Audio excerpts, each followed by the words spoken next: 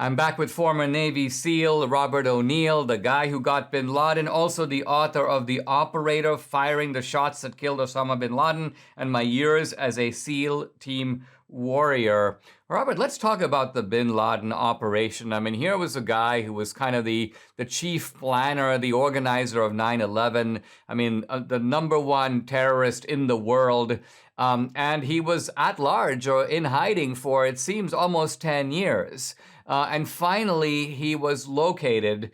Can you pick up the story? Like, when did you become part of this operation? When did you know? And were you sure that bin Laden was in that building?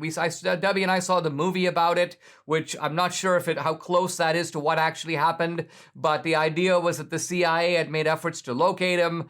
And then, of course, the Navy SEALs were deployed to go get him. Talk about your role in that operation. The movie you mentioned, Zero Dark 30, is a good movie to watch. I really like it because it shows the intelligence analyst, especially the woman that found bin Laden, and she's a real person. She really found him, and she was the reason that we were 100% sure, at least me, that he was in the third floor of that building. The way they told us is I had finished maybe I don't know if it was 12th or 13th deployment. We just got back, and they picked a certain amount of us with the most amount of experience in combat.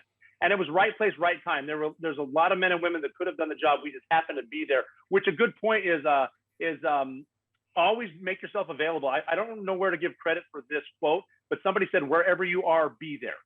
And they just happened to pick a certain amount of guys. They brought us to a room. At first, they told us we found a thing, and this thing is in a house. This house is in a bowl in a country, and you're going to go get it and bring it to us. They wouldn't tell us what it was. We were speculating the Arab Spring. It might have been North Africa, Gaddafi, something like that. But they did bring us to a place a few days after initially telling us, and they said, the reason you guys are here, this is as close as we've ever been to Osama bin Laden. So they had some sites set up for us to train for about 2 weeks as a team, which we didn't need. When they told us it was bin Laden, we weren't high-fiving and everything. We said, cool, are we going now? Because we were ready. We've been in combat so much as a group. But they wanted us to train so the powers that be could see us. Because there was like 5 options, and obviously sending Americans in by themselves is very, very dangerous, especially in the political climate. But we proved that we could do it. We trained a long time. We knew the exterior of the compound, and then we forward staged to Jalalabad, Afghanistan, for the president to tell us we got the green light, which we did.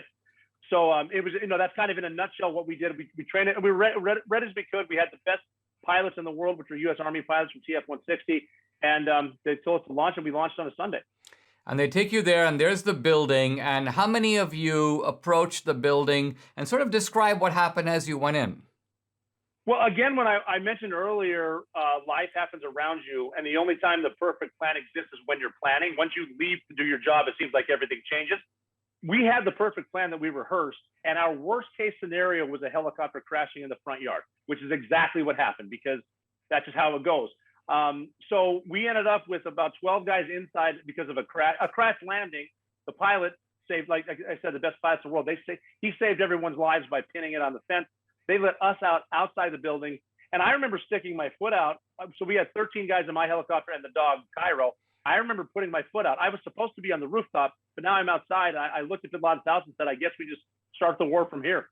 And then just because of the experience on the ground and the preparation to get there, we had the ability to find ways to get in. We already had guys inside. So by the time I got in through the main carport where the driveway was, I already had half the team in there. They'd already engaged and killed 3 terrorists, and we already had guys inside bin Laden's house. So I just headed for the front door of the house, and I knew that I wanted to get to the 3rd floor because that's where I think bin Laden is. And going in the house, now we're in a position where the house should blow up. If anyone's going to have a house-borne improvised explosive device to kill everyone, it's bin Laden.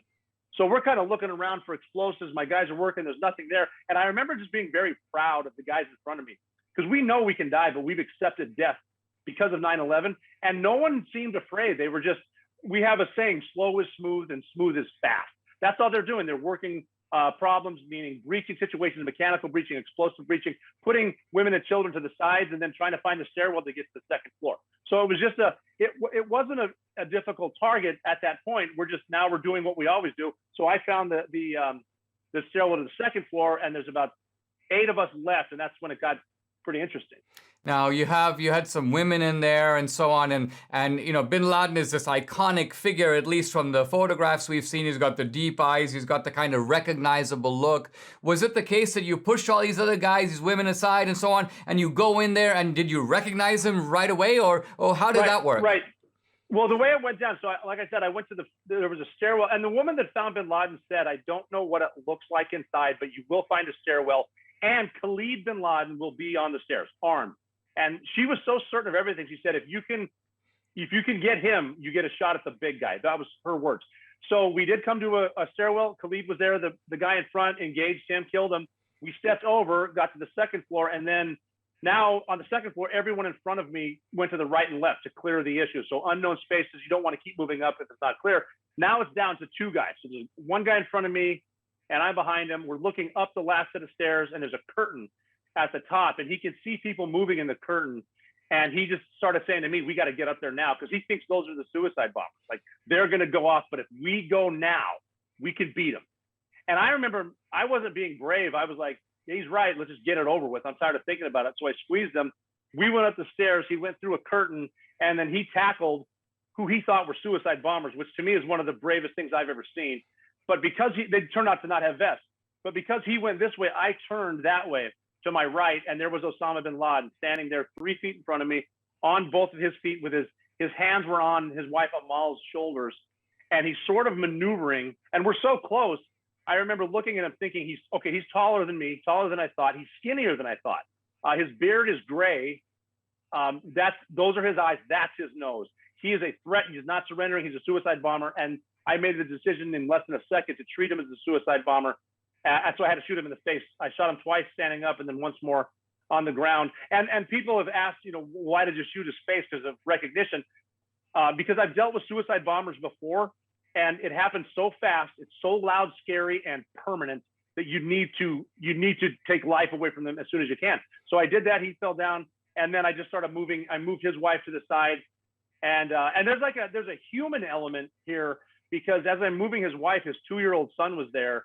And as a father, I'm looking down thinking, this poor kid's got nothing to do with this. It's a human element. Anyway, I moved them to the side, and my guys are so matter of fact and good at work. I was standing there. Other Navy SEALs came into the room, and I'm sort of thinking to myself, is this the best thing I've ever done or the worst, personally?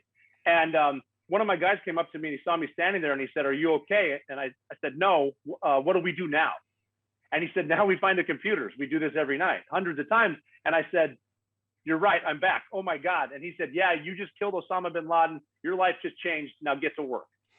And that's how it was. When we come back, I want to pivot away from bin Laden a little bit and talk about Afghanistan, and where do we go from here? We'll be right back.